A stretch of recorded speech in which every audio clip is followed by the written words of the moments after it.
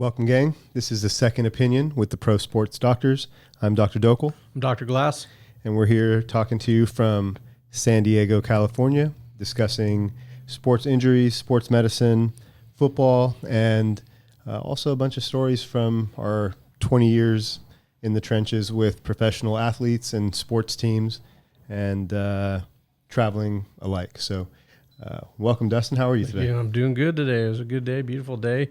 Drive was easy down the coast. Nice. Yeah, can't beat it. Yeah, I'm glad that you've hit a point where it doesn't seem to be traffic, because you can definitely hit some commute times where 90 minutes turns into 2 hours. Yeah, so far I think we've found that sweet spot in timing. Good timing, yeah, right? So I'm used to going up to LA, which no matter, I had to leave, either before 3 or after 7. Yeah. So this has been nice. Good, yeah, good. So no problem. Well, we had an interesting week of games in the NFL, right? We're still waiting for that week where there's not any significant injuries. Mm-hmm. You always expect some, something minor, some bruises, some unexpected injuries, but you always hope there's nothing serious. And this week we had a couple serious injuries, which we'll get to. Serious enough to put people out for multiple games or for the season. Yeah, that's the thing. I mean, it's inevitable. This is a contact sport, so every play there's bumps and bruises. But and if people only knew, the bumps and bruises they get would be significant for anybody else, right? Correct. Yeah. So banging an elbow on a helmet at full speed, it does not feel good. Yeah. And we have people, and myself included, we bang our elbow on the counter and with nothing coming at us, and it hurts, right? So people forget the gist of what they're actually doing, and yeah. I think that's probably part of the popularity is that it is aggressive in nature. Yeah, it's kind of gladiator-esque as of a sport. But I think you touched on something last week about young athletes and when they first get their helmet maybe and having to wear the helmet to kind of get the body used to the pads and the equipment. And I think, at least in particular, the football players, even NBA players, I imagine, go through a conditioning period, a hardening period. And I'm always kind of amazed, sometimes seeing some hits that like a running back will take, for instance, and I'm like, gosh, that guy's going to get up right now? Oh, he got up. Oh, he didn't even go to the sideline. He's in the huddle. Oh, they gave it to him again. Wow, that was 30 seconds, Right. Like, if a normal person got whacked like that, you're not getting up and doing anything for a couple days. So I'm always impressed. They are kind of like superheroes in pads out there. Yeah. And it's aggressive for sure. I don't know if you saw, speaking of that, if the normal person could experience that, I don't know if you saw that recent TikTok that the mom suited up. I didn't see that. No, tell me about that. Some high school, I didn't look into it enough, but, just scrolling through, I saw some high school thought it'd be kind of fun for break up the monotony of practices and have the moms suit up in shells, helmets, and pads. Okay. And then they had their son standing there and with pads behind them, and then they would just go full speed and truck. Just take out their. That sounds like a bad idea, really. Yeah, really, nothing good. Yeah, it was pretty funny. Most moms kind of got through their kids. One big lineman just mom ran, it just fell back down. Just fell back. It was pretty funny. That's hilarious. So, I remember my mom when I was playing Pop Warner. I just remember one time, and all of a sudden you hear, I'm like, what the heck? Mama Bear got mad? She just wanted to see what it felt like to hit a tackling dummy. I got you. And so she went crazy? Out in the corner. Yeah, that's hilarious. It was hilarious. Were you practicing at the time? Yeah, we were practicing. Everybody turned, Glasses' mom's at it, That's so but funny. It was pretty funny. So we always gave her a hard time. We still talk about it today. Were you like younger, like a freshman and embarrassed? Or No, like this was like elementary. No, I was embarrassed. Okay. Yeah, it was one of those moments. Mom, Mom, what are you doing? So, but now we can laugh at it and be all, yep, that's my mom. That's like hilarious. you said, there's a difference between ages, right? For sure. So, it was pretty cool. But that's always been my mom. Man, Maybe that's where I got it. I think I got a little from her. Well, you mentioned today when you came in today, we were talking.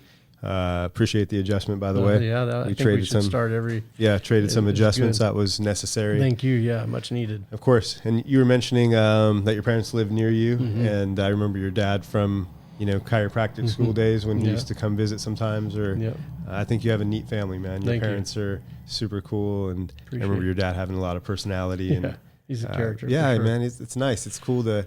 I didn't really know about. I didn't really appreciate it, I should say. Back when we were in school, it's like, Dustin's parents are here. It's whatever, but it's nice, right? They live near you. They got to see your daughters. grow up, and I'm sure it was helpful for you. We're really lucky. Yeah, they're the fixtures at every practice, every game. Yeah. And we'll get into that more. But I mean, my dad this year, my mom and dad go to every game, but my dad this year had to have pretty serious spinal surgery in his neck. Oh, wow. And he hadn't missed one of my senior daughter's games all year. She's off to college now, right? Yeah, she's in college. Yep. She's in Tennessee now, but they went out to Vegas to that tournament, Bishop Gorman, and then so they made every single one. Well, he had neck surgery, and even after that week, he made it out. He made it out for the CIF game the Thursday after. That's amazing. He had surgery, got cleared, or got let out. Did not get cleared. He was not supposed to be there. Yeah. My mom and me propped him up behind a home plate, and he was there with the neck brace drugged up, but he didn't miss a game. You didn't want to miss it. That must have made your daughter feel awesome. Oh, heck yeah. She didn't know he was going to be there and look up in the stands, and she ended up, it turned out having the game-winning hit I think it was the second inning, but so it was even more special to look up at Papa, and that's cool. Yeah, it meant a lot. So well, I know it's a little off topic, but I'm curious since we're talking about it. What's it like? Because you have 3 daughters. Yep. And they all play sports. Yes. I know you played college football, and we had a little, I call it nerd league and chiropractic school where we got to travel around and play basically, like a passing league. But I think it's cool that you had daughters and brought them up with your athletic interest, right? And so I've seen you over social media and just, in some casual conversations, obviously supporting them as they've grown up, and now you have your oldest daughter's in college. What was that, obviously a proud parent when they do well, but what's it like being in the sports medicine field, but also being a parent and seeing your child play?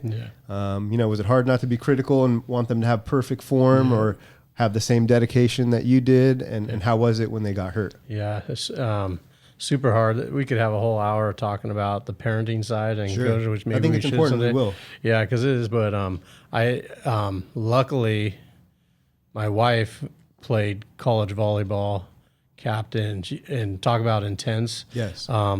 Very intense, very competitive. Our household is very sarcastic, very competitive, lots of trash talking. Between me and her having our backgrounds of competitiveness, our girls had no choice but to be competitive and grow up in that environment. So luckily, like I said, I think I give her a lot of that credit. My wife, because of the 3 daughters, I didn't know how to coach daughters. I remember at one point, all my coaches, especially growing up football, mainly football and baseball, but all my coaches were Marines from down here. We live like Pendleton, right? So all my coaches growing up were Marines, and so probably a certain type of coach. Well, this was coming off the era of Vietnam, and World War II, the generation. Damn, how old are you, bro? Yeah, I know, right? So, I'm saying the parents, right? Those are my coaches, right? Okay. It's a different generation, and they were taught different, and then they passed it on to us, and it was hardcore. I mean, there was no sniveling, there was no this. Everyone didn't get medals. Nobody, you had to, there was one medal, right? One spot on the podium, that's right? No other spots. But anyway, so that's all I knew, and I didn't even think having girls was a possibility for me. So when I had 3, it was just not even in my head. What do you mean? You were like visualizing just boys? Only? My blueprint, because I grew up all boy, right? Okay. G.I. Joe, Rambo, Chuck Norris, everything, and then all football, trenches, that was not in my blueprint. Anything pink, and then right? girl dad, boom. Yeah, all girls, times 3, 100. Yeah, so when I started coaching them, I coached them the way I was coached. Sure. And I quickly learned when I'm screaming at my daughter who's learning how to pitch at 8 years old, and I'm trying to harden her for the game ready, and I'm yelling at her, trying to put on the pressure and the heat, and she starts crying and asking me, why, daddy, why, daddy? Yeah. And then I broke down, and I had a long sit down, and I'm like, what the hell am I doing? Like, it didn't even click on me what I was doing, and I apologize to her all the time, you know, like, I'm so sorry, like, and I had to do a lot of reflection, and it was different. I have a friend whose wife is, the mother to 2 sons, right? And she grew up with a brother, but I remember her saying like, I don't know how to raise sons, you know? Yeah. And I think as men, when you have daughters, it's a learning process probably. Yeah. I'm not a parent yet, but, you know, I think being a witness to friends and family and patience, of course. And, it's been nice to see, you know, your daughters grow up and see them be athletic, and not that that's the most important thing, whatever their passion is, that's awesome. But I know, knowing you, that when they're in athletics and that they're doing well and seemingly having fun, that has to make you happy, you know? Yeah, 100%. I'm proud. Yeah. And the biggest thing that, you know, I've learned over it is the 24-hour rule after the game, right? You don't talk about the game. You know, it's hard not to, but you want to tell them, hey, I really appreciated watching you play. Yeah. You don't talk about strikeouts. You don't talk about the missed goals or not shooting, you know. Yeah. No, it's all about, hey, I really appreciate and being in the moment and present. And, you know, one of my favorite stories from Kobe that, you know, out there, you know, his dad told him, whether you score 0 or 60, doesn't matter. I still love you, right? Yeah, that's important. And as a kid, right? Yes. And then you realize, hey, I have permission to fail now because I can't do wrong by my dad. You don't want that tied together. 100%. Yeah. So like that was some of the things, you know, that I learned too, you know, with my kids, and be like, you know what, I just want to be present in the moment, because, you know, that's what it's all about. And so, but I think part of your question earlier was, you know, being in the field that we're in, you know, I think they've had a unfair advantage sometimes, because I've been able to kinesio tape them. I've been able to take care of them, you know. Absolutely. And by coaching them too and their teams, I kind of became the team, you know, sports medicine doctor and stuff. And you can impart that knowledge on the young kids early. Yep. And tell them like, hey, this is important, you know? Yeah, I took big pride on that. Like a couple of the all-star teams, with the head coach would ask me, hey, can you do something? Can you write something up, programming, you know, strength and conditioning? And so we did that. And we actually had binders for these kids that talked about nutrition, talked about stretching, they were 10, 12, 14 years old, but it's building a foundation, right? And I think that's so important. And I think both of our passion is educating as early as we can, right? And because nobody has a blue owner's manual, right? We don't have an owner's manual, and nobody's taught how to stretch. Nobody's taught how to this when we're young, right? We're taught how to brush our teeth. The dental field did a really good job. Right. Chiropractic, PT, not so good, right? Right. Dentist, as soon as a kid's born, the parents are rubbing the kid's gums, right? Yeah. Well, we had muscles before we had teeth, right? No doubt. So, but we weren't taught how to take care of our muscles. And I think that's one of my big passions is if we can start at the younger age teaching these kids how to take care of their muscles, things we didn't know about, it's going to be a lot better for them. And I think there's that possibility now, right? I think what we touched on, how maybe a generation ago it wasn't cool, or it wasn't the norm, or it wasn't hip, whatever the case is, and now we know better. Yep. Now there's gyms all over. There's a ton of different types of workout facilities, whether you want spin bike, boxing, working out, a specific type of workout, if you want to do like an F45 or whatever the case is. And so I think at least the opportunity is there to be healthy and work out and be consistent with some things that are personalized for you. That's what I'd like to do for every one of my patients and people that I meet is, you know, it's not cookie cutter for everyone. And so maybe for you, Dustin, I might say, gosh, you need to stretch your hip flexors more and roll out your back because of your posture. When you're adjusting, you're always forward. Perhaps maybe for somebody else who just sits at the computer, typically on the couch and not at a table, their stretches or exercises or daily kind of routine might be different than my dad, who's 75, who 45-minute commute to work and, you know, kind of blue collar job. And, you know, so he's using his whole body. He's not static for 6-8 hours at a time. And so I think that customization is important. And if you can start at a young age to teach kids on how to figure that out, or you know, give them a foundation to, you know, be more successful, be more athletic, feel better, be sick less, hopefully, because that comes into diet and exercise.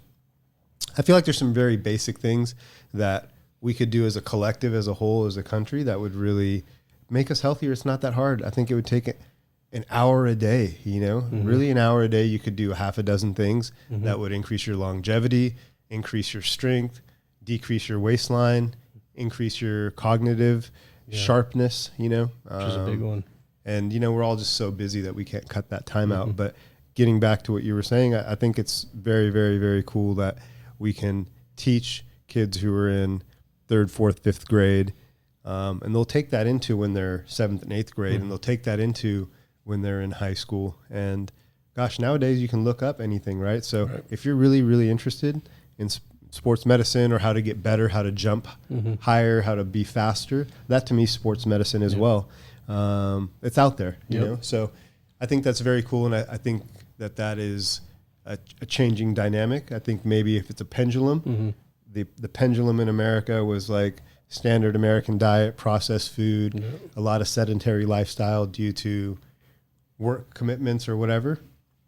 And now maybe we can get the pendulum to swing the other way where, okay, maybe if we're busy at work, we still carve out time, or maybe it becomes incentivized through companies or through, your workplace to be more active or what, you can make changes. Yeah. And if it's not, a change that's made in your company, you can make that change yourself. And I'm a big proponent, like I spoke on last week, of just micro changes. It doesn't have to be something crazy.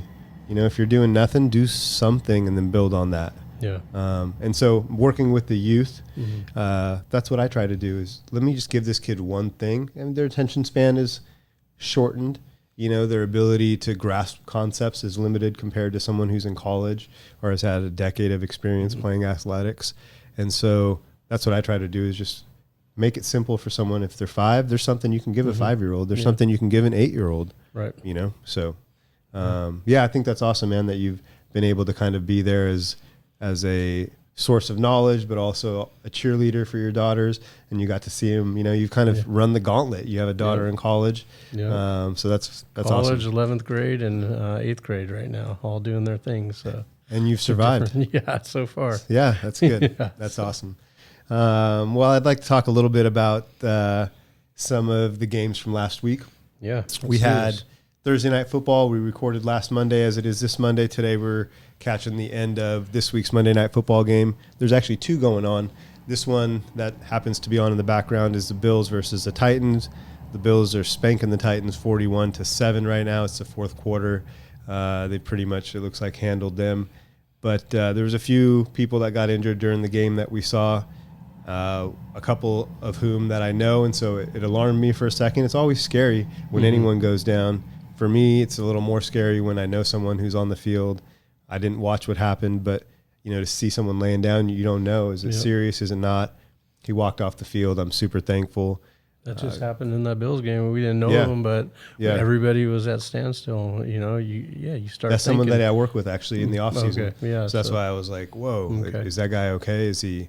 And so, anyways, I'm happy with that. But watching some games this week, the main game that my eyes were on were the Chargers and the Chiefs game on Thursday night, and the Chargers, played a heck of a game. The Chiefs played a heck of a game. We meaning the Chargers, came up short.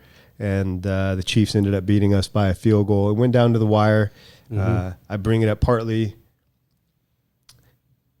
because, it was, I think, one of the better games of the week, but also because if I was to say there was 5 major injuries, that one I think had an injury to the starting quarterback, Justin Herbert, some sort of rib issue. And, he gutted through it till the very end, but you could tell he was in pain. I don't know if you caught any of the highlights on that. Yeah, no, rib injuries are one of the worst, and I don't think people kind of understand how painful they are at all level. I mean, whether it's a fracture, whether it's just a bruise, whether it's what they call intercostal neuritis, where the nerves in between the ribs get irritated.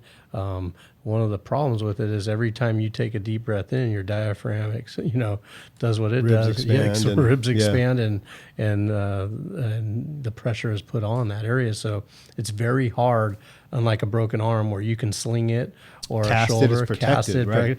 Ribs, even if you have a brace on, you still have to breathe. Right? And imagine if I say don't cough or sneeze for the next 2 weeks. Right. You can't help that. And that is... It's terribly painful. So it's a brutal one, and for healing too, it's just like having a cut in between your fingers, and every time you move it, it breaks it free. That's a great analogy, right? So Yeah. every time you move that fingers, it takes longer to heal Yes. because you're constantly irritating it or breaking the little adhesions that are trying to Yeah. heal it up. So same thing with the ribs. Every time you're breathing, it's like having a bruise, and you keep touching the bruise. Why isn't my pain going away? I don't know. Stop touching that bruise, right? Yeah. Well, same thing with the ribs. Every time you're breathing, so it takes longer. So a lot of times, people don't understand these rib injuries, regardless of the severity. They'll hear, "Oh, it wasn't broken, no big deal." No, That isn't. Yeah. No. And so, and what they'll do is they'll take, sometimes an ace bandage or sometimes a Velcro brace, hunker it down. So when they do take that breath, it doesn't expand as much, but it's still expanding. Still expanding. And You so, still got to breathe. Yeah. Another cool treatment a lot of the trainers will do is like kinesio or leuco tape on that. That's helped a lot. I've done that a number of times, and that's one that can take the edge off. Still hurts though. Absolutely. Yeah, that's a big one for any rib injuries that I've dealt with.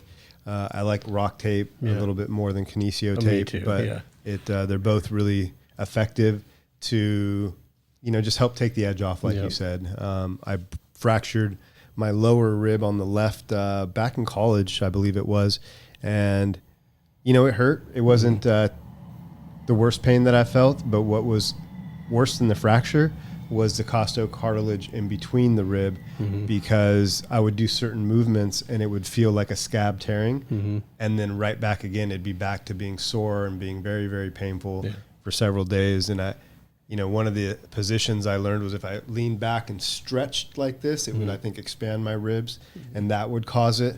I remember playing help hoops it or once. make it worse. Oh, it would make it worse. Yeah, I was going to say. I'd stretch When like you were this, saying, and I thought it you would were just saying kind make of it feel like better. gap and rip. Yeah. Or there was a time where I was laying on my stomach watching TV with your elbows down, your propped hand up. on your chin, and you're kind of basically in extension. And that extension, so for a long time, I just avoided that position. So going back to a quarterback, for instance, that may have a rib injury, they could put a flak jacket on to protect any impact, any diffuse kind of trauma from incoming people. But if you're throwing and you're throwing with velocity and now you got a torque, that's a whole separate thing. Yeah. So it's not just, is somebody going to tackle this guy? Hey, don't let our quarterback get sacked. Yeah. Because that's a thing too. This guy's injured. Keep everybody off him. And you play an offensive line. So, sometimes you go a little harder and you're like, we can't let anyone touch this guy behind us. You'll hold if you have to get a penalty. Absolutely. Yeah. But the throwing itself can be affected by that too. So I'm interested in seeing, not knowing any sort of details, just because he's on the Chargers doesn't mean I know any sort of insight, and I don't. But I'm Even if interested. you did, you can't say anything right now. So. That's also that's the important. truth. Yeah, that's important for people to know. Like it is. We will keep it candid because I'm just curious, just like every other fan, like how is he going to gut through that? It's because it's going to be uncomfortable, I'm sure.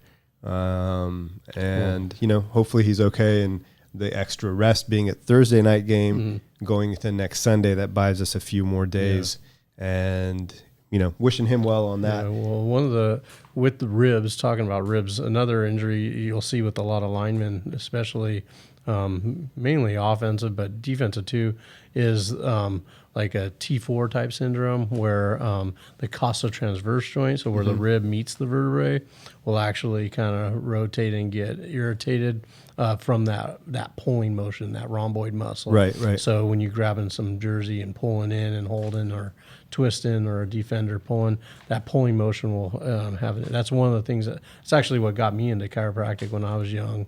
Let's talk about it. What was that? Yeah, so I guess I wasn't quick enough, and my running back decided to teach me a lesson and just came right. Smashed you? Yeah, I said, well, if you're not going to make the hole, I'm going to make the hole. Yeah. So, it nailed me, and sure enough, but I couldn't breathe, thought it was broken, went to the chiro. Oh, he ran into you from behind, you being the offensive lineman, you didn't hit I got you. This was when I was younger and of course. not as experienced, but no, it was one of those things in Pop Warner that I don't think either of us knew what was going on, but it was a good lesson. I better, move quicker or block better. Yeah. So I don't want that to happen again. And so, but anyways, I just remember not being in so much pain, couldn't breathe, and my parents having the wherewithal to take me to a chiro of all people, and back then, not knowing. And I remember how cool it was. The chiropractor literally adjusted my back, and I was able to walk out of there with Feeling better. no injection, no drugs, nothing. Yeah, it still hurt, but I can function, I could breathe. And I just remember thinking, how cool was that? He did that with his hands. Yes. That's a lot of power, you know. Yeah. And then it got better, and I was able to play. And I see that injury so much in football, baseball. So For the right conditions, chiropractic is the perfect answer. Mm-hmm. It's exactly the right thing. We deal with musculoskeletal. And so, I know you stay in your lane, I stay in my lane with what we're comfortable treating and what we're really, really good at. And that's one of them, Yep. I see that same description that you just explained in golfers a lot, right? So the flexion, rotation gets that same kind of pain just an inch or two from the spine, usually mid-back, sometimes lower back, but usually in between the shoulder blades. And it's like, what have you been doing? Oh, you've been golf. Okay. Let me see. Yeah. Okay. Confirmed. And then, so those little adjustments, no pun intended, are important. They put you back in neutral, and then your body functions better. Yeah. And, if something's not in neutral where it's supposed to be, it doesn't feel good. Your body tells you. It's like, hey, something feels off. Yeah. For the listeners, I think it's important. The type of pain that walks through the door is, and I'm sure you've heard this, like, Doc, I got this knot between my shoulder blades, and everybody's trying to rub it out. It feels good for like a half hour, but it comes right back. My wife doesn't know how to release it. My husband can't get it.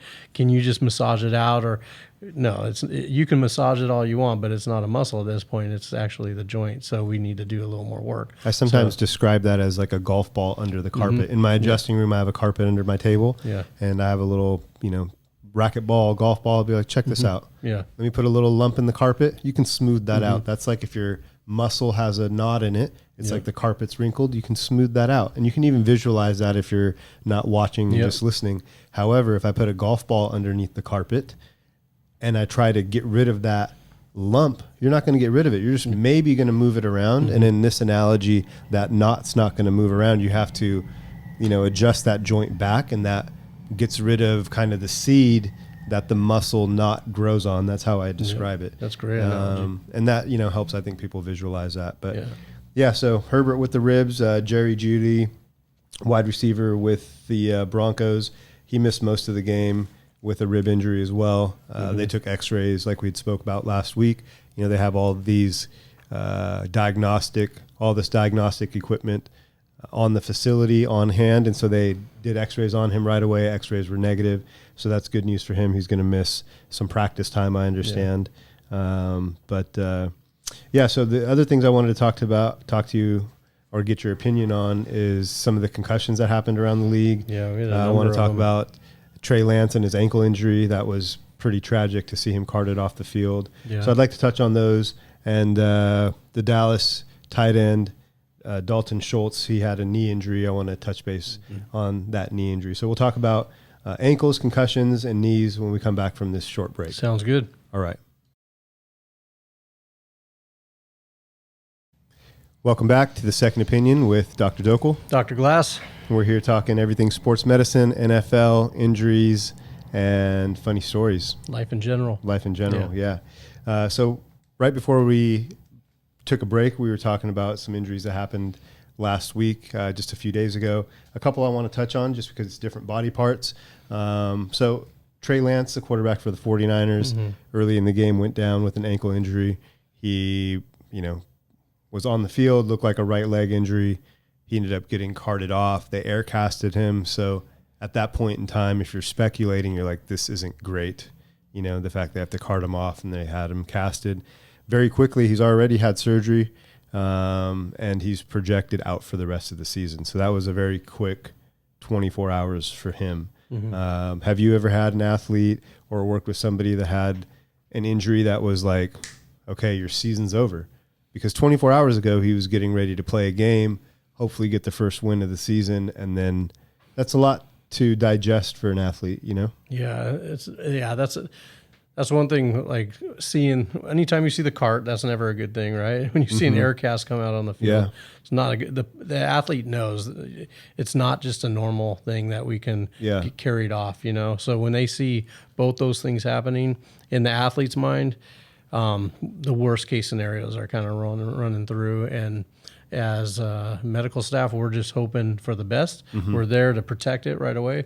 Typically, when you see air casts come out, the other thing we're testing for or looking at, a lot of people don't realize, you got to check if you're suspecting some kind of fracture on site or something. You're checking for circulation and nerve supply. Yeah, you need both of those, and so that's a big thing. They're checking the capillary refill and checking for any kind of nerve damage to test for medical necessity. And really, urgency. you guys are like EMTs on the field, first look, seconds after something happens. So there's a lot of possibility to help the situation or maybe make a mistake, right? So 99% of the time, it seems like they do the right thing, and it's like, clap it up to those guys. Yeah, those ATCs, like we were talking last week or the week before, man, all hats off to them, because they have to triage really quick. And how many fans are watching? Yeah, it's not pressure. even there, but on TV. Absolutely. The camera's on them. A lot of times they cut off the camera, but I mean, that's a lot of pressure that you have to split a second, make a decision. What are we going to do for this? And it's you under have to be pressure. confident and competent. Yep, and that's what they train for. So all hats off to them. Yeah. It's pretty cool to see them work. So with that, they didn't release specifics about the type of ankle injury, and so I don't want to necessarily speculate. But if he had surgery, they did say it wasn't a compound fracture, meaning the bone didn't break the skin. Yeah. And so in those types of cases, there's typically a lower risk of infection. So it was fractured. They said it was a fibula fracture. So if you look at your lower leg, you have your shin bone typically. That's called your tibia. That's the big bone in the front of your lower leg below your knee. Then the outer, smaller, thinner bone is your fibula.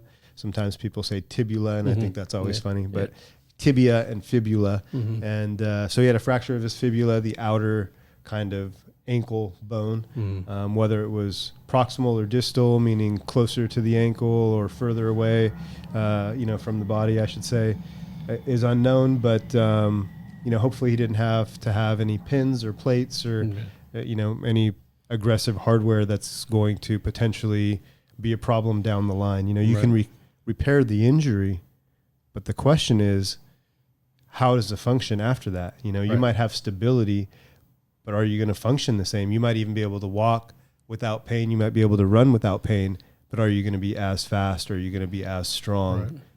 As confident. Right. That confidence is a big part of it as well. Yeah, and since we don't know the extent of the surgery, but like you said, it could be very minimal surgery or it could be a lot of surgery. And a lot of times people don't realize you put some hardware in there, a lot of times that hardware has to be pulled out again. Yeah. So that's a whole surgery. nother recovery. Yeah, whole nother recovery and a whole nother second surgery, because you have to let everything heal from that original hardware put in there, screws, plates, and then let everything heal, the bone mends.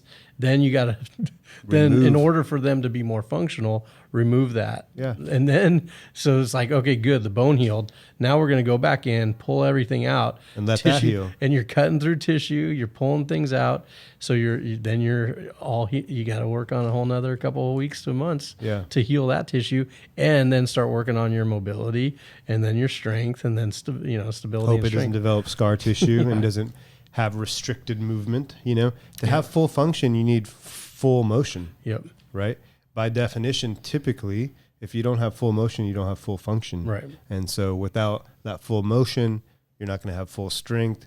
You're not going to maybe be as reactive, perhaps maybe limited in that manner. Yeah. So, and typically after surgery, your full motion definition changes after they've maximized your full potential. So now it'll be a new range of motion, but it will be your full range. Yes. And then a new normal. Yep. And then the body will adapt to that. And in most cases, it's, like nothing ever happened. Sure. But that's the thing I always talk, like I've had a couple knee surgeries and people ask, well, did it help?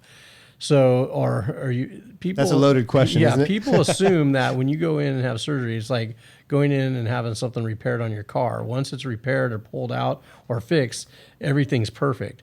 When it comes to surgery, it's not a perfect science, and to an orthopedist, the surgery might be very successful, and then they don't get to see you going grinding through PT. Correct. And working with the PTs, and we're thinking, man, this is taking longer or whatnot. So So then you ask them, how's it feel? Are you getting better? Well, it's never the same. And that's what people get frustrated that don't understand this. They'll go in and they're like, my shoulder still hurts. It's like, it's no better. And this is a year and a half after surgery. It still hurts. I don't have the full range. Then we ask them, well, compared to how you felt going into surgery, how's it doing? Oh, well, it's a lot better. I don't have the pain. A lot better than then. Yes. So you just got to change what your definition of a good shoulder is at that time, or a knee, because it's just different. Like, I still don't have full range with my knee. I still have numbness and tingling. And I had 2 surgeries before my senior year in high school. So I still don't have full range, and I still have clicking and popping, and I have numbness in my leg. But it's way better. I was able to go through college, finish senior year, go through college, play college ball, and still be active with my kids. But if you ask, is my knee good? It's way better, but it's not a normal knee. So your 100% now might be 80% of what it used to, used to be. And I think that's important for people to know, especially like, oh, well, he had surgery, he's good, he should be better than some cases maybe, some cases no. But we're it's spoiled too, right? Yeah. You see athletes, and typically you hear, it's not Joe who's next to you at work who had surgery, who's tearing it up at the YMCA. You're looking at high-level athletes that you watch on TV, and you're like, oh, he's out, dang it. And then he comes back, and you're like, he's great again, you know? And that's a testament to how great of athletes those individuals are, and how much hard work they put in to getting back. It's Klay Thompson, basketball player for the Warriors, had a couple injuries tragically in the finals game.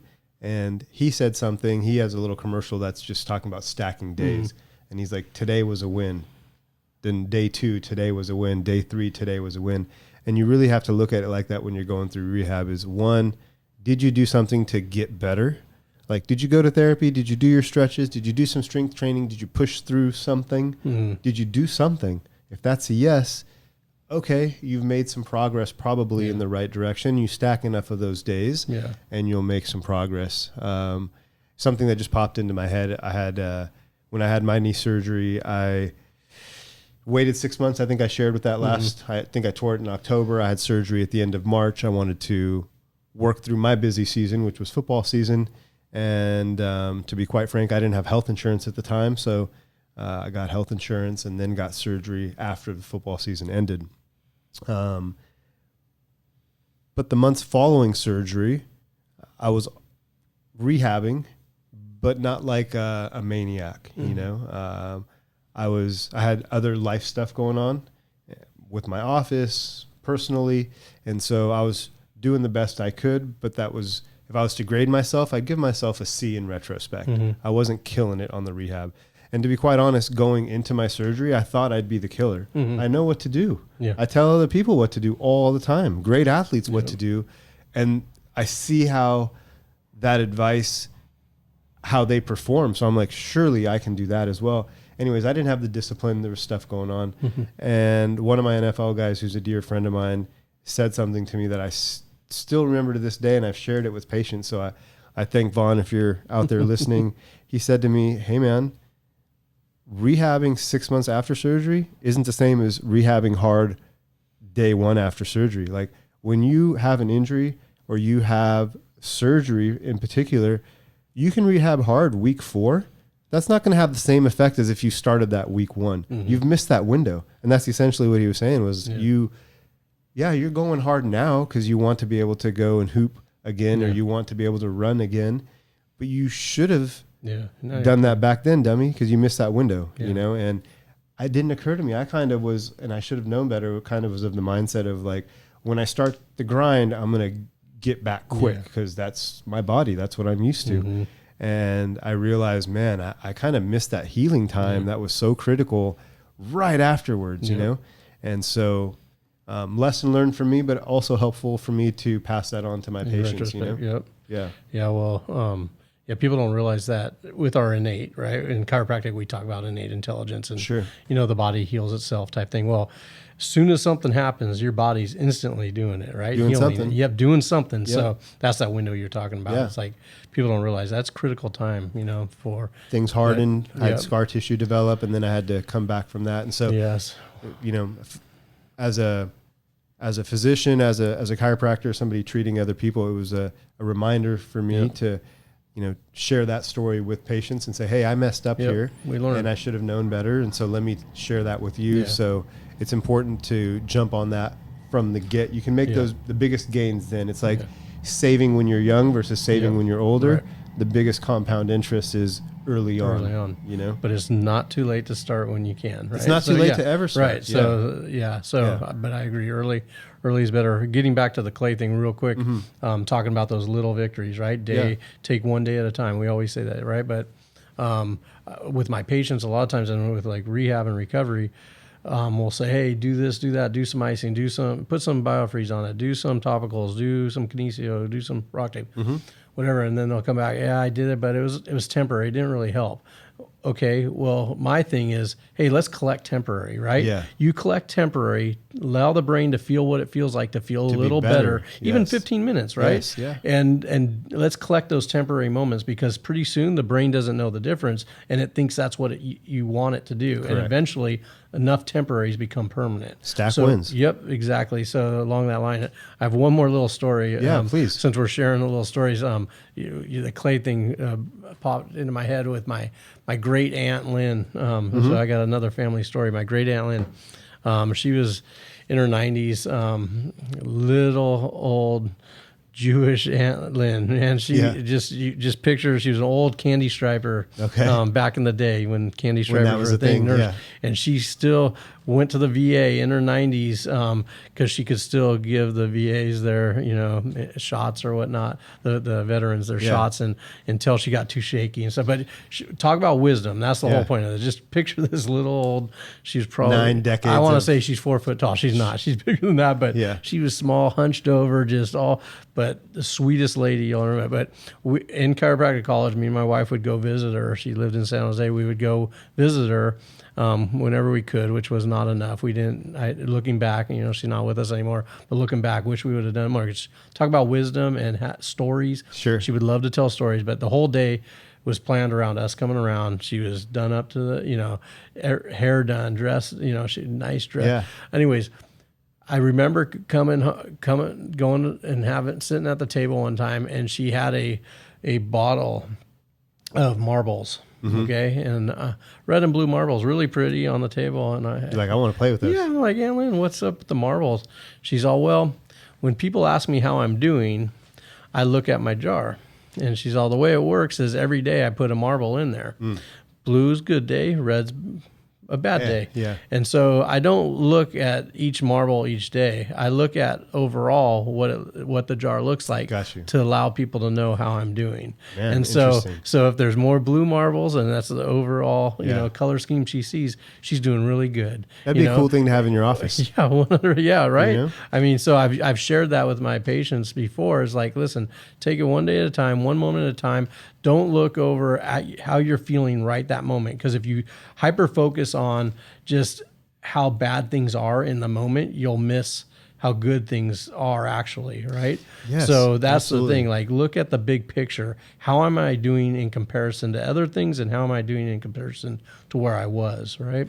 So it's distance important. Creates perspective. You right. need the distance, or at least you should look at it that way so you have a better perspective. When you're in the storm, it's hard to see the sunlight, right? So, and also, along those lines, a good day doesn't necessarily mean an easy day.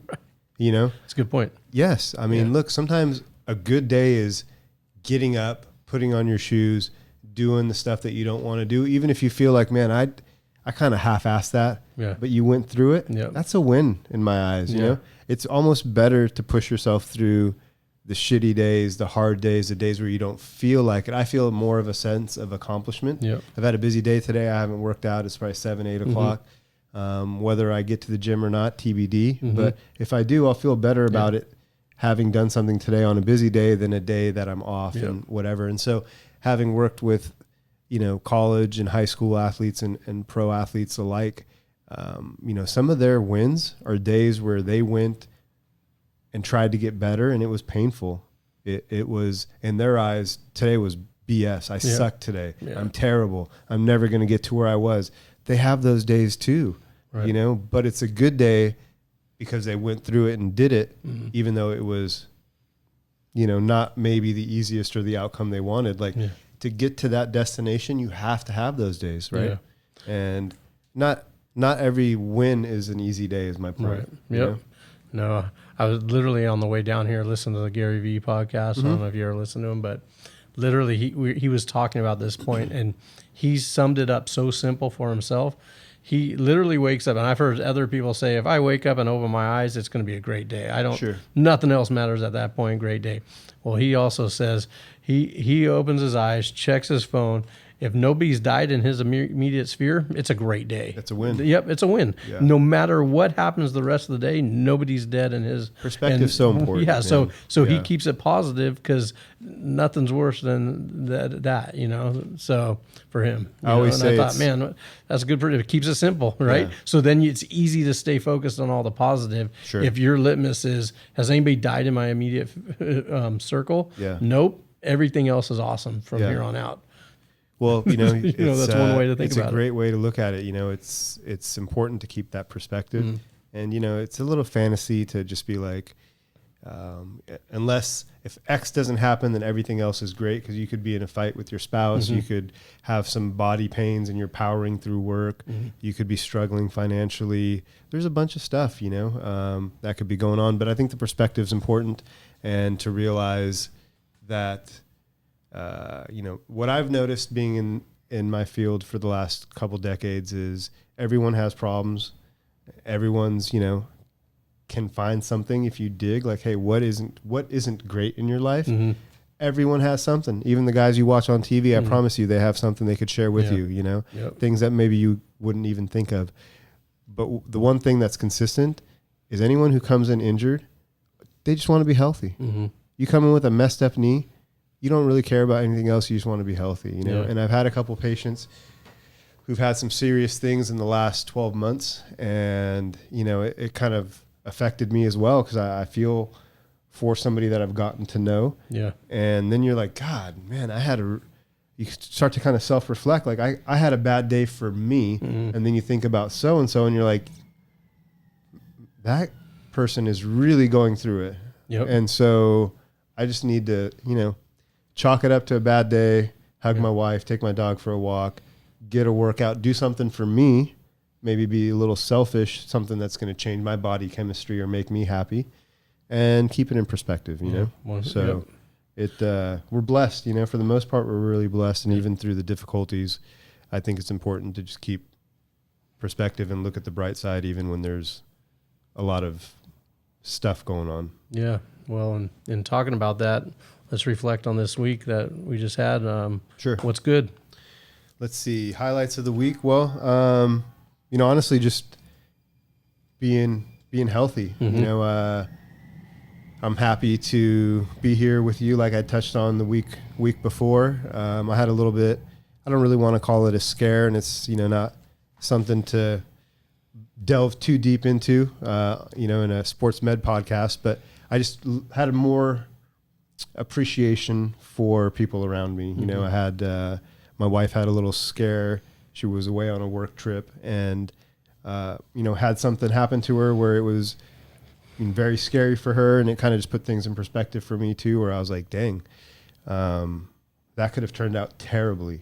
And just because you avert a crisis and nothing happens, I don't think you should ignore that. Sometimes it's worth reflecting upon and being like, whoa, we really dodged a bullet there and something terrible could have happened, and how to, you know, move forward from that, which is learn from it. You learn from it. Yeah. And so for me and for her, it's, you know, just being more aware. More specifically, there was just some random person who basically tried to get her into their car, and luckily she wasn't chased down or wasn't forced or anything, but it was traumatic for her. And it just made me think, had that happened, I wouldn't even known about it for hours. Yeah. You know, and so nothing you could have done. She wasn't close. She wasn't 20 minutes away. No, she was in another city. Right. And I might have texted her. She wouldn't have responded back. I would have been like, oh, she's busy with work. I would have called. She wouldn't have answered. I'd be like, wow, she's really busy. not till hours later. And so that's what was, it wasn't the actual thing that happened that was scary. Right. It was just reflecting on like the what if. Yeah. And so now I'm like, okay, like let's be a little more aware, a little more cognizant, you know. Unfortunately, she's a grown adult. That's the scary thing. You hear grown woman. It's not like a 4-year-old who's all the like, time, but you're like, it won't happen to us. It won't. A grown adult that another grown person tried to trick somebody into getting into their car, and she's smart. Had she's not a dummy, bad intentions, you know. Yeah, so it was. I'm thankful for that, obviously, you know, and it just makes me again reflect on, you know, what's important and keep perspective. You know, I have my spouse, my parents are alive. I tell my cousins all the time we're in a golden decade right now where our parents are healthy, our uncles and aunts are healthy, we're alive, my cousins are having babies, and the family's growing. It won't always be this way, right? And so being a little bit older, but not too old, but also not 20, I'm in this like middle period where I'm really appreciative. And don't get me wrong, there's hard days, you know, it's still like uphill. I worry about my patients. I worry about my athletes that I want to be injury free all season long. So when something happens, you know, I take that personally, or I'm really, you know, even with my regular patients. So there's a lot of stuff that I'm concerned about. But this weekend was a reminder of sometimes there's things that you stress on. There's things that are on another level of importance, you know. So I had a little, you know, wake up call, you know, a little reminder. I'm thankful that everything was good, and you know, it just gave me pause for a second. But yeah, I'm usually always grateful, but it was a little bit extra, you know. Sometimes just like if you avoid an accident or something, you're like, whoa, so that's close. What I feel like happened. We avoided an accident, so I'm thankful for that. Glad she's all right. Yeah, glad everything's good. What about you? Tell me about the week. What's good with you today? And what's been good this week with you? Well, a number of things good happened. You know, little things along the way. But yesterday got home kind of late, and actually walking out the door, had a package waiting for me. I opened it up today, and I got my from Mambacita Foundation. Got my very cool. Yeah, I posted that. Got my reflective sweatshirt. The newest limited edition hoodie. So super excited about that. It's a crew. This one's a crew. Yeah. Super excited about that and everything that it means. And with it came these little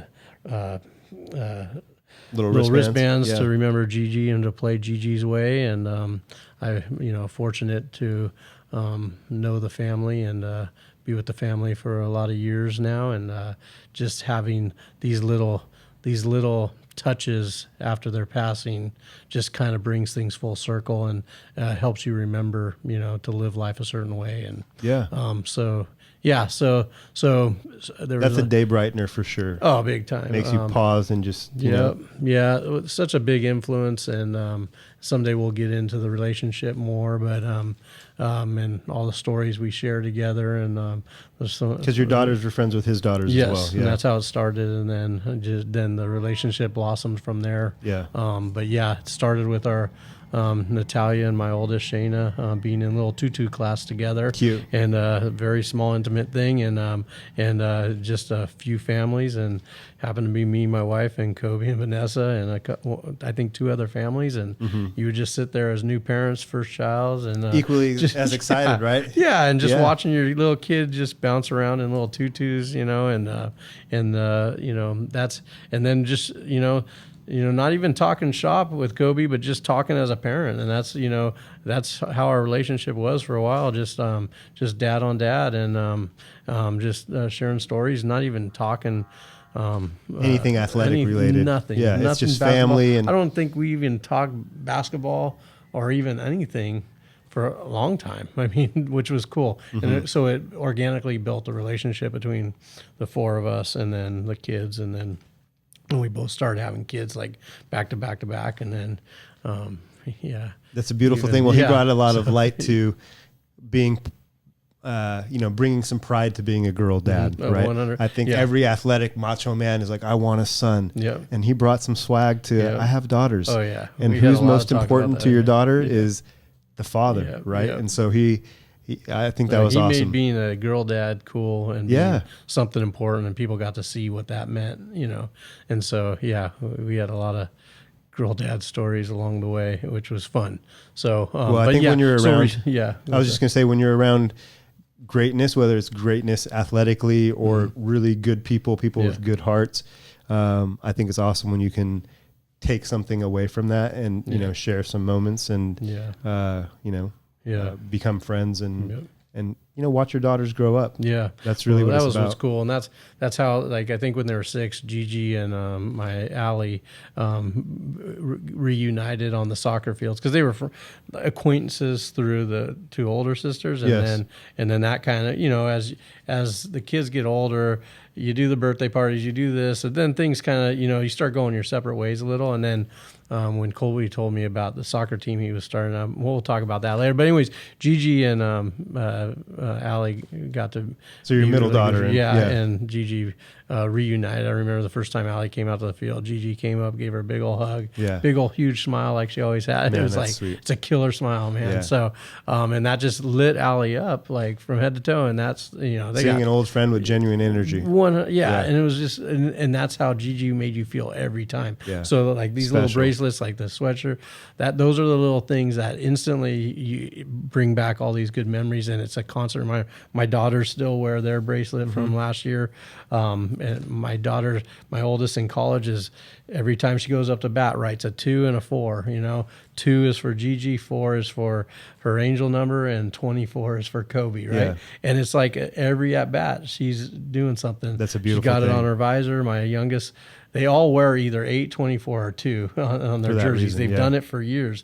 And so it's just a constant reminder to live life that way. And we'll share more stories. Energy's real, man. And I think if you think of somebody, I think there's some reciprocation to that. Well, like I told because Gigi and Allie are super close. I mean, and you know, anyways, and we'll tell that story some other time about basketball and stuff. But that was one thing after the passing. I told Allie, I said, hey, one of the biggest disservices we could do is not remember the moments, remember everything good, and continue to live through that, and to continue to bring that. If you don't do that, then it's a disservice to what they brought to you, right? So, well, I didn't even know him. You know, you were close to him and close to the family as well, but just being friends with you through the ripple effect, I guess you can call it, it made me appreciate some relationships that I had, just because you always think that it's forever. I always talk like, man, when we're old, we're going to look back on these days,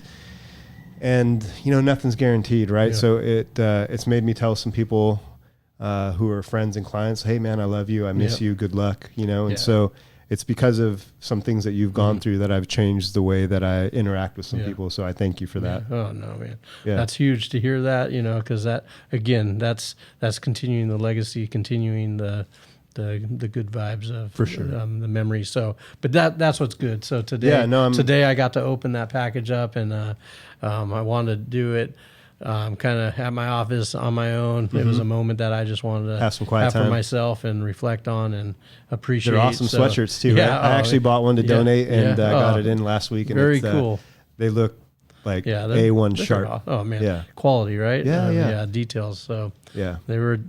So I told Vanessa today, I mean, he would be proud of you. The way everything, the packaging, everything, all details. A1. It's awesome. A1. Yeah. So yeah. I think so too. Well, that's awesome. So that's good news. That's good. Thank you. So, So, well, let's take a quick little break here, and then we'll come back. We'll talk about next week's games and a couple other little tidbits. Yeah.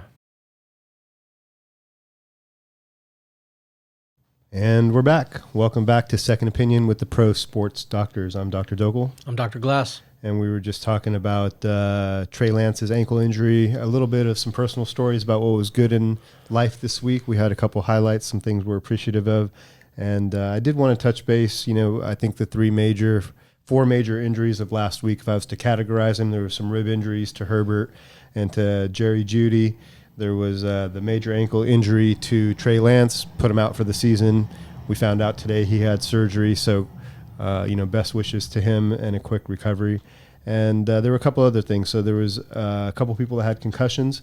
That's, I always say that I think God sometimes has injured me in certain ways to help me understand the injury itself so I can better explain it to patients. Mm-hmm. So I've had a knee injury. I've had multiple concussions. I've had this rib fracture. I've had a shoulder separation. Enough of these little minor things where a lot of times when somebody comes in with something, I'm like, oh, I'm familiar. Yes. So concussions, something that I've battled with in the past, and there was a couple people. Hunter Renfrow on the Raiders had a rough end of the game where at the end he got a hard hit and fumbled. The very next play, again hit hard. I think maybe even helmet to helmet in some way, and he fumbled again. Ended up being the game-ending play, unfortunately for him. But more importantly, he was concussed on the play, and so I haven't heard too much yet from the league about how he's doing. But Devin D, the wide receiver from the Ravens, he also got a concussion. And so I just wanted to touch base on concussions in general, since we talked about the ribs, we talked about ankle injuries briefly. That's a scary situation, right? Because everybody reacts differently to concussions depending on, is it your first? How hard was it? When was your last? Talk to me about that a little bit. Yeah, concussions hit hard for me, hit close to home. I played 13 seasons football and all the way through college. Not at a high level, but at a high enough level. And people always ask, well, did you ever get a concussion? And back then, wasn't really diagnosed. We just got our bell rung. And, and nowadays we know if you get your bell rung, if you come out seeing stars, if you're don't know exactly where you are, well, that was on a regular for us. Back in the day, I still have my helmets. We used to collect stick marks, right? Correct. Yeah. And you would pride yourself. You'd come home looking at your almost helmet. trying to get them. And that's the craziness. So dumb, right? And the deeper the stick mark was the harder the hit, meaning that you actually tore into your helmet. Yeah. Which is a hard shell. So you would try to get stick marks, and as a lineman, we would, and I knew every game which stick mark I had, which one I didn't, which play it was typically, and so it's easy for me to say I probably had at least 13 concussions because I just did one a year, but I know multiple games because I wasn't the biggest guy, but I was fast and I could hit hard, and so that was kind of what I prided myself in, is a pulling guard coming around and smashing as hard as I could, and I had no fear doing that.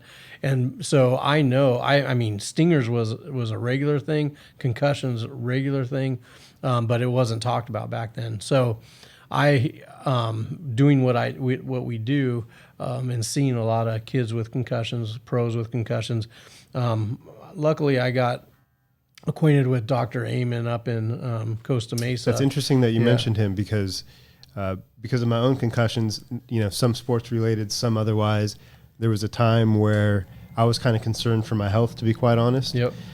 I was randomly passing out, and then I'd hit my head and get a concussion, and one of them happened to be at Stanford Hospital, coincidentally. Oh, yeah. I was visiting my newborn nephew and had an episode and put a dent in the wall, broke the drywall. Woke up to a nurse slapping gave you me. Another concussion. They blue lighted it, and it was a big emergency thing. My cousin went back several years later to take his son in. He's like, dude, that hole in the wall is still there. Jeez. And so, my point is that, those affect everybody differently, and the frequency that you have them in, the severity, that all makes a difference. Yeah, well, the Amen Clinic, one thing I learned, so Dr. Amen, he does SPECT scans, and he actually... that everybody pretty much in our little podcast knows about the concussion movie and the concussions, the CTEs and all that. But a lot of people don't know on the back end, he took those that were still alive and rehabbed about 80% of them. I hope I'm not getting those numbers wrong, but it was a lot. He was able to rehab those NFL players. He has the biggest study of NFL players that he actually was able to rehab their brains through nutrition, through oxygen therapy, through through neurofeedback and biofeedback. And so he was able to show that he could help heal these. So anyways, in my world, luckily I've gotten to know him and gotten to know his team over there. I refer a lot of people. I went and got scanned because of all the, Please tell me about that. Yeah. I'd like to go at one point. I'd like to bring him on. I've sent my kids. Or interview him at some some point. Yeah, he's an amazing guy. But one thing I learned from him and sitting like we are talking and going to his lectures, the way he describes it makes perfect sense. But the brain is basically the consistency of soft butter, okay, Correct. Which a lot of people don't really put two and two together. They just think it's this massive tissue and nerves, but it's the consistency of soft butter. And then we all see our skull from the outside, and we see suture lines. You know, if you ever look at a skull, you see suture lines. But what he explains is, if you go on the underneath of that skull, and for those listening, you won't see my fingers, but you interlace your fingers, and underneath that are rigid ends. So that's basically what your skull looks like underneath. We all see this, right? With a smooth edges and a suture line. Underneath, it's like this. Gotcha. So you put soft butter in between there, and you shake that back and forth. It's going to create damage. Create damage to all that soft tissue and the nerves and the nerve pathways, right? Yeah. And so that's his thing. Whether it's a little jerk, like a little whiplash move, you falling back, hitting your head, or something, a big impact, regardless of how hard it seems, the damage is being done. And if you have enough of it over time, or only one time, what happens, just like if you get cut on your arm, you're getting scarring built up in there. So you might not have the symptoms any longer, Correct. but you can have the long-term effects of it. Mood disorders, falling asleep more often. I'm fascinated by all this. Yeah, fascinated. Well, we can go into a lot. Yeah, no, we should have a whole it's really episode cool on it, because I have so many questions. Oh, there's so many, and we see it especially with teenagers, because they get cleared. Everything's good, but their parents start noticing something's just different, and they can't pinpoint it. Yeah. And so any kind of, especially with soccer players heading the ball, anything like that, you got to pay super attention, because it doesn't have to be these. It's not just a moody teenager necessarily. No. Yeah. Or husbands and wives all of a sudden start bickering, or start, not being themselves. Personality change is a real thing. Big time. And so, and a lot of it comes from that scarring of that tissue that we can't see. It doesn't show up on an MRI. It doesn't show up on other CT scans, but it does show up on SPECT scans. SPECT scans are live blood flow scans, so which is really cool technology, and it's cognitive. So they'll sit you in a room. When I did it, they'll sit you and they'll inject you with a little dye, which is no big deal, and you are on the computer and you're doing some cognitive things. Thinking, processing, and they're seeing. And it's real easy. You just got to, every time you see a plus, hit the button. Every see this, hit this button. And so your brain's just having to work, right? Yeah. They're not hard. And then they test you pre and post so they can see where the blood flow is going. And if you should, sorry to interrupt, but you should ideally, do this pre-concussion, so you have a baseline to measure it to post-concussion. Is that what you're saying? I think that'd be ideal in an ideal world. I don't think it's really feasible to do that. Sure. They've done enough scans, and I forget what the number. It's a ridiculous. I want to say like 80,000. It's ridiculous. And he's gone into prisons, done it on prison. To find patterns, right? Sure. He's done it with boxers. He's done it with NFL. Like enough case studies where they can see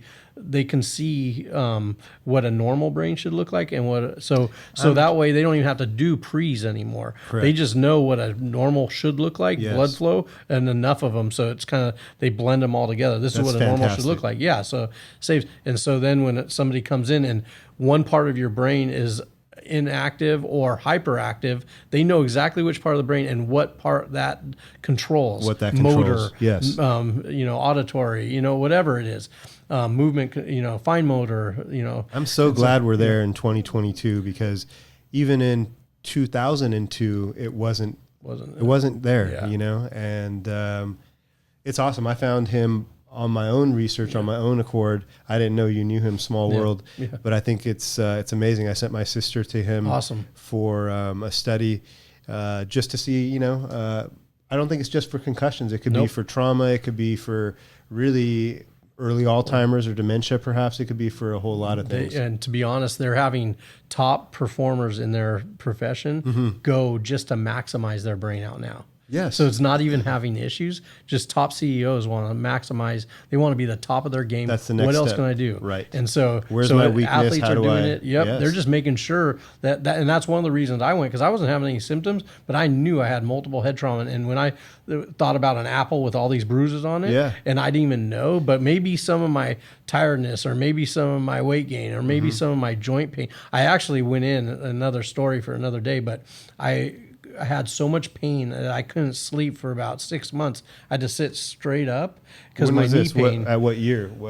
This was post Cairo school? Oh yeah, this was probably 10 years ago at this Really? point. Okay. I think I was 41 maybe. Yeah. Okay. So no, 5 years ago. It wasn't that long ago. And so I went in thinking, I got to figure this out. I wanted to know if my brain was not triggering my pain cycle properly. Yeah. Thinking maybe these concussions had something to do with it all this time. And come to find out, literally, he got my brain right within a week. No my way. pain went away No completely. way.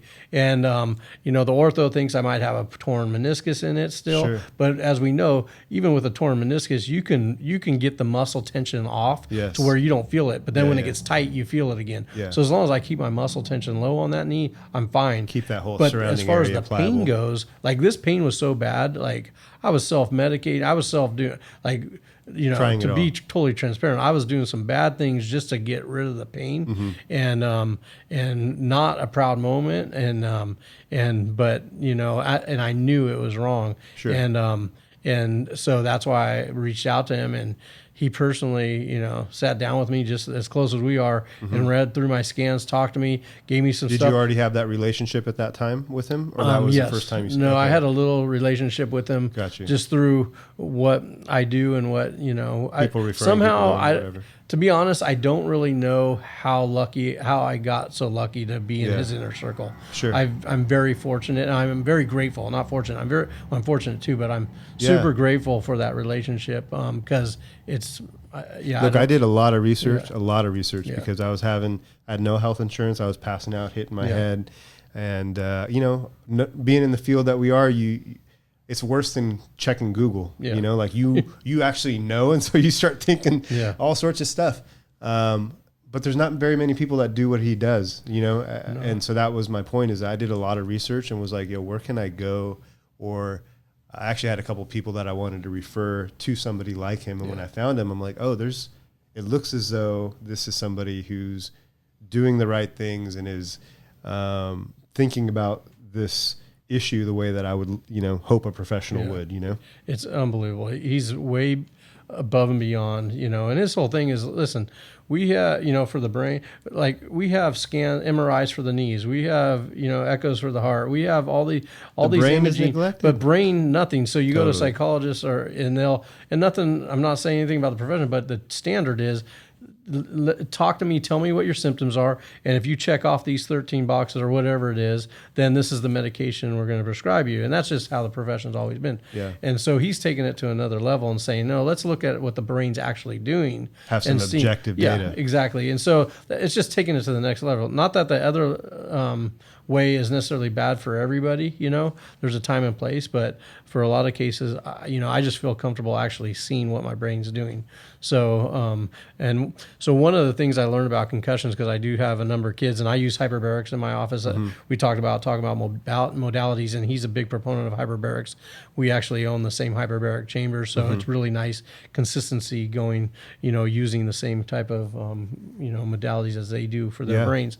So a lot of my athletes are individuals that come in for concussions or any kind of head trauma are using the hyperbarics. But one thing, a book they sent me and I read through, talking about concussions. One of the biggest things, just as a little tidbit, I tell everybody, and when you know how important the omega-3s are, but that's the fat for the brain. And a lot of the studies show that if you can have the omegas at a certain level inside your brain prior to being concussed, you're going to have a better chance on the back outcome. end. Gotcha. Yeah, and a faster recovery. So all my football players, high schoolers, is like it's like a no. You have to. You know, there's no questions about it. Unless there's a medical reason you shouldn't be doing this, I highly recommend. And we talk about the quantity and the brain quality. needs nutrition too. Well, yeah. I was Very saying to important. somebody a couple weeks ago about, man, you've been thinking a lot. You're probably tired. And she said, I actually am. And I said, well, your brain uses energy. And she paused for a second, and I saw the bewilderment. And I said, it's not just your muscles. It's not just you need to feed your quads when you're doing squats. Like if you're thinking a lot or you're stressed out, that's burning energy. It's a muscle as well, so it needs nutrition. It needs energy, right? And Hydration. And I think a lot of people probably underestimate how much nutrition and how much energy your brain takes. It's necessary. So again, if you're feeding it junk or you're not hydrated, it's going to affect your cognitive ability, your reflexes, all these things that to high level athletes, to bring it back around to sports medicine, you know, if you really want to be the peak of the peak of the peak, be hydrated, sleep a lot, eat good food. Like, there's a reason Tom Brady's 45 years old and he's still doing the dang thing, you know? Yep. He's doing all those extra things. And so, well, I'm really interested. Do you want to just maybe say his name again, where he's at, just to give him a little... Yeah, Dr. Daniel Amen at the Amen Clinics. They have, I want to say, I'm not even going to say, but they have multiple clinics throughout the country now. Mm-hmm. People come from all over the world, actually, to go to his facilities. But he's in Costa Mesa right now. That's his headquarters. Mm-hmm. So, yeah. By the way, my sister went to him, and she said that he, you know, I don't know what her experience is with physicians or whatever, but she spoke very favorably of the experience. She's one who might be, you know, a little bit apprehensive about getting like an intensive study done perhaps. And she was like, you know, he was super nice, you know, met with his team. They explained everything, and she had a really good experience, which I was thankful for. So, yeah, I'd like to, you know, delve deeper into concussions and symptoms and post-concussive therapies, including like hyperbaric and things that you do, stuff that, you know, I recommend with athletes and just general pop, and then maybe even go into some stories about your personal experience. You know, so at another episode at a later date, we'll just maybe dedicate one whole episode to concussions, because I think brain health is important. And when people get concussions, which happens frequently, like you said, soccer players who had the ball, people don't think that is, you know, a traumatic type of thing, but it doesn't. My question has often been, is it worse for somebody like me who's had 8, I think. I went to go talk to somebody about my concussions, and we were recalling, he said, let's talk about it, take it back to step 1. And I had trouble remembering all my concussions. And he said, like Fight Club, rule number 1 to having too many concussions is if you can't remember all your concussions, you know? So I make light of it now, but at one point in time, it was a little concerning to me, because I do want to live to be 100, and I want to be cognitive. I want to be physically able to do all the stuff I want to do. So it was concerning to me. And there's a lot to unpack there. So I'd like to, you know, get your opinion and your expertise on that. Yeah. Especially with any of our younger listeners or parents listening.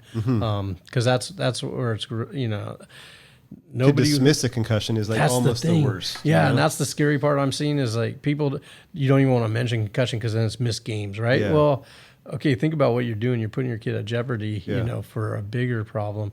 And the parents aren't doing it on purpose. It's just there's a lot of camps with the concussions with the knee-jerk reaction of, well, you're out, you know, and it doesn't have to be that way. One of my buddies, Dr. Katuris, who met through USA Volleyball up in Anaheim, he does a lot of the pre-concussive tests for the public. So normally with all these teams, as you know, there's a baseline. You go through and get your baselines. Well, he gives that same baseline. That's so great. It's awesome. So it's an awesome service. So I would recommend any parents bringing their kids, especially freshmen on or earlier, but definitely freshmen on, go seek out these docs. Or I wish it was part of physical, to be honest. I wish it was a part of your, you know, athletic physical. Yeah, that and the heart scan. Yes, should be very important. So, well, last thing I want to touch base on injury-wise is the tight end of the Cowboys. They thought he tore his ACL. Dalton Schultz is his name. Turns out the MRI was negative. It's not torn, so it's just a knee injury. Knees are complex joints. You know, everyone's heard of the ACL being torn. The ACL is the ligament in the front. There's a PCL, which is the ligament in the back of the knee. And then all these initials, MCL, medial collateral ligament, LCL, lateral collateral ligament, just meaning the ligament on the inside of the knee, the ligament on the outside of the knee, the outside's lateral, the inside's medial, and the front ACL and the back PCL. So those are the 4 major ligaments. Yeah, and they each have a purpose, right? They each have a very significant purpose. Protection. And then in between your meniscus, which is kind of the shock absorber of the knee, people have probably heard of a torn meniscus. And you know, we could go into depth. We will go into depth about all these regions, shoulders, knees, and talk about, you know, various injuries that occur most frequently and what that means. But just touching on it, you know, a little bit today, it seems as though hopefully it's just a sprain, or maybe, you know, hopefully not a meniscus, nothing torn. But they say, you know, hopefully in a few weeks they'll reevaluate and he can be back. So that's good news for him. I think you had mentioned on your way down here today you had a patient that had a knee issue as well. Yeah, well, it was kind of interesting. While we were wrapping up last week, I grabbed my phone before we even left, and I saw a text from somebody, then a call and a text, and somebody was trying to urgently get a hold of me, and finally got in the car, called him right away, and one of my 15-year-old patients was a soccer player, getting ready for college showcases, already have some colleges looking at her. Came knee to knee in football, flag football, because all these flag football leagues are starting up, or girls and stuff. And Sure.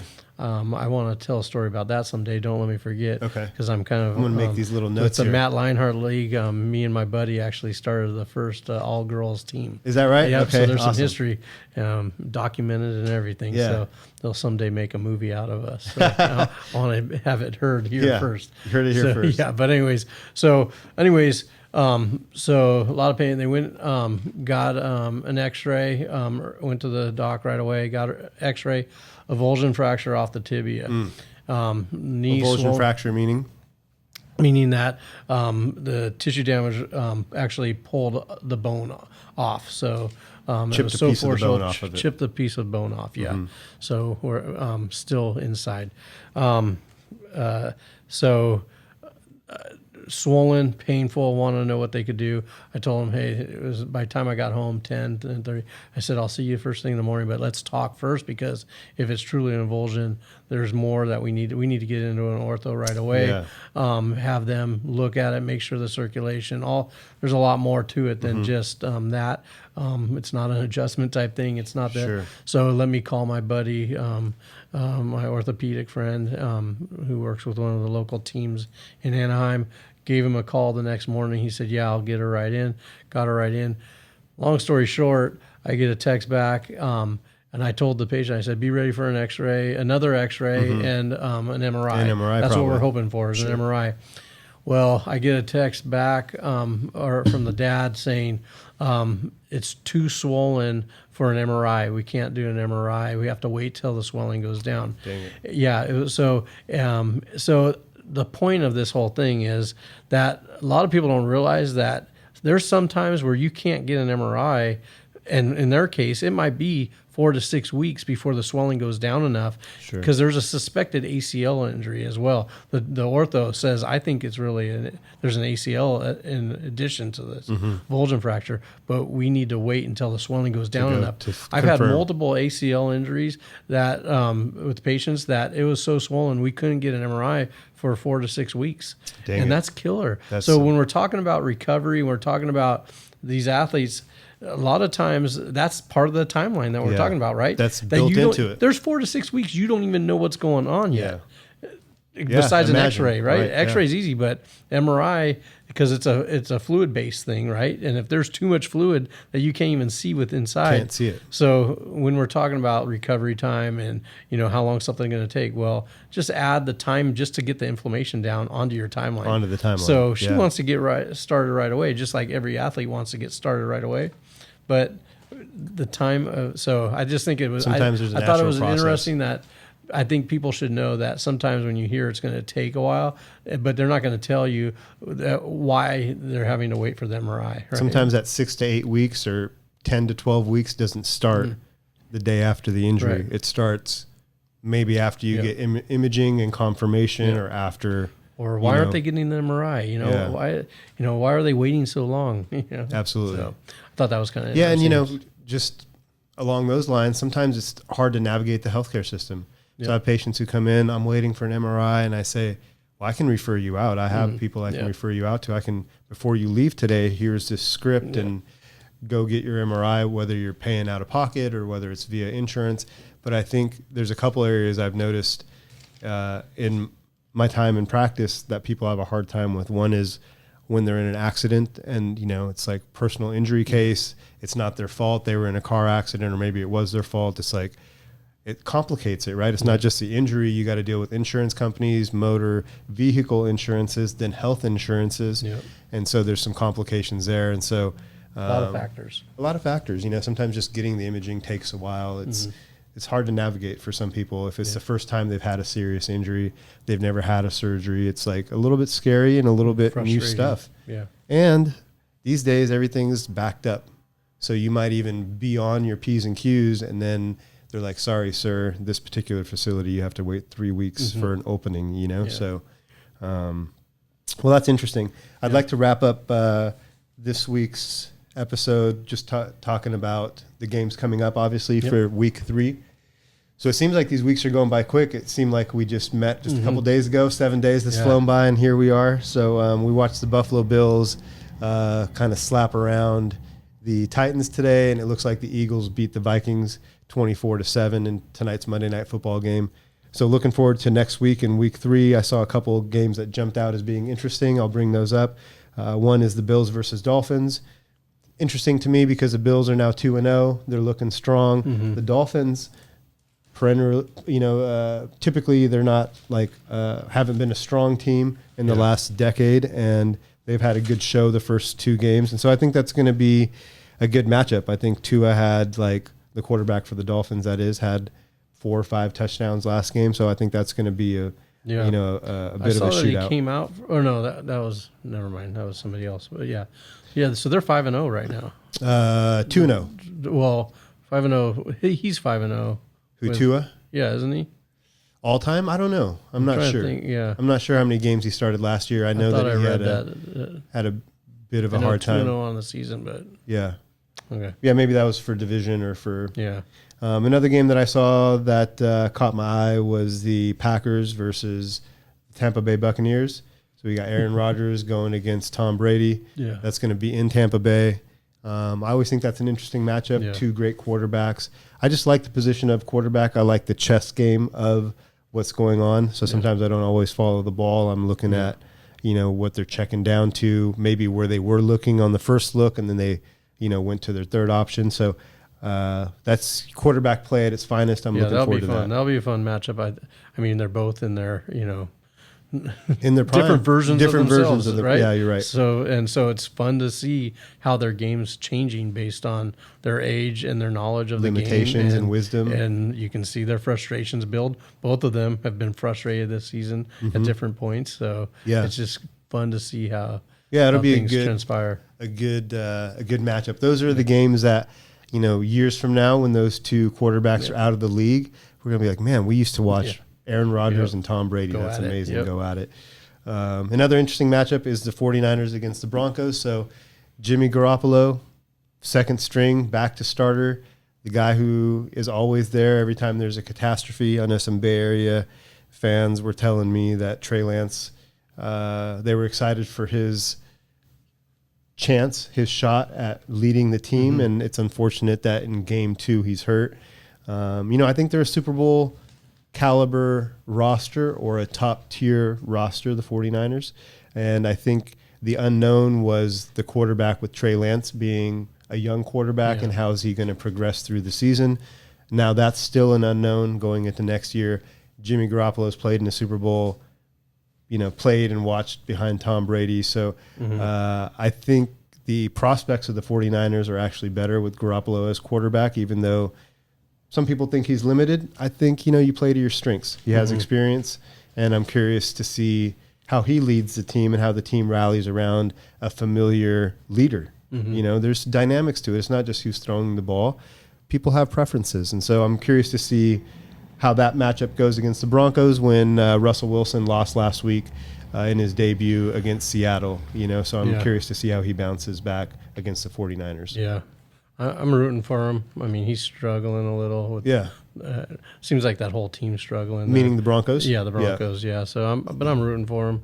I like him as a player and as a person. So we'll see. Yeah, and then to cap it off, the last game of the week, Monday Night Football. Next week we'll be here chopping it up again. You and I talking about what happens in the upcoming games this weekend. Monday Night Football, we have the Cowboys versus the Giants. So that's always a rivalry. I'm not sure those teams are upper echelon teams in the NFL this year, but for those fan bases, it's always a good matchup. And so we'll be here next week with the game on in the background. Hopefully nobody gets hurt while we're recording. And maybe week 3 is the week where there's nothing devastating. Yeah. I hope. I'm knocking on wood. No season-ending injuries. Yeah, man, that sucks. It's a lot of work and effort goes into being prepared to play. Every player has a family that is watching him, that's proud of him, either at home or at the stadium. And so, just being around the game a little bit, it bums me out when I see somebody who gets hurt, especially if they're hurt and they're out for the season. Right. So hopefully none of that coming up in this last week. Hopefully the first 2 weeks of the season were, the worst of it moving forward in the NFL. But Dustin, I appreciate your time today, man, and sharing some stuff that I don't know. Even though we're close friends and we talk about work and life and family, there's a million things that I'm curious about that I don't know. So I'm really looking forward to next week and to talking about some more stuff and seeing where the conversation leads and, hanging out again. Yeah, me too. And stay safe and healthy for the week to come. Have a good week of work with patience. And I know you always bring the energy. Make it happen. This is a good start to the week. I'm liking the rhythm. It's only week 3, but I'm looking forward to mid-season. I'm looking forward to, continuing this conversation with you and developing this podcast and hopefully breaking down some interesting tidbits and stories for our listeners. Yeah, definitely. And I think we're getting more and more people tuning in, so I appreciate that. Appreciate everybody taking the time who's doing that, and we've had a couple comments and gotten some feedback, so really appreciate everybody that's taking the time to do that. Yeah, no, this is a serious thing. It's it's fun for us to sit and talk and have conversation. I think it's perhaps interesting for somebody to listen in on the things that we talk about, but it's fun, but I'm taking it serious, and me too. We'd like to continue to evolve and grow as people who disseminate information and some knowledge. So thank you guys for taking the time and listening to us, and thank you. Wish you a good week ahead. Stay healthy, and we will tune in with you guys next week.